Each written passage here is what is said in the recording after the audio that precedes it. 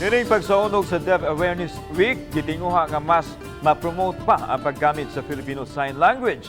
Sa usa ka kan-anan sa Mandaue City, gitudluan ang mga interesadong makat-on ini. Ang detalye sa report ni Nico Serino. Sud nining restaurant sa Mandaue City gihimo ang workshop kabahin sa sign language. Si Karen Dianon, usa ka deaf interpreter ug training officer sa Filipino Sign Language, ang nagtudlo niini. Iyang mga kaubanan sa maong kan-anan ug kinsa pa ang interesado ang iyang gitudluan aron mas ma-familiarize ning maong pamaagi sa komunikasyon. Importante sa matud pa nga daghan ang mahibaw niini. All people should learn Filipino Sign Language so that they can communicate, no?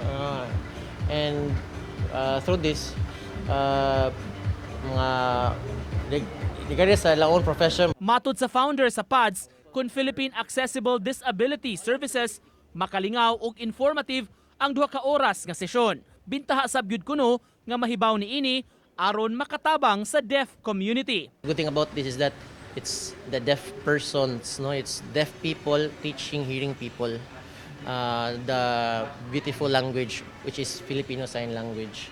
And I think maunay dapat na pamaagi na ang deaf community mo take lead sa ilang own advocacy. Sa maong negosyo, 95% sa mga staff, mga PWD o miyembro sa PADS nga naghatag kanila og panginabuhian. May espesyal sab sila nga mga flyers kundi makita ang hulagway pagtudlo sa customer sa basic sign language. Being deaf disconnects you with people. So dako kayo ang obstacle when you are a deaf person surrounded by hearing persons in our society.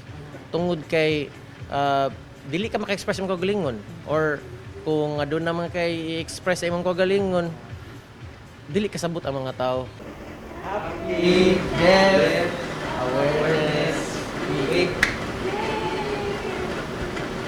Uban ni Godfrey Relien, Nico Sereno, Balitang Bisdak.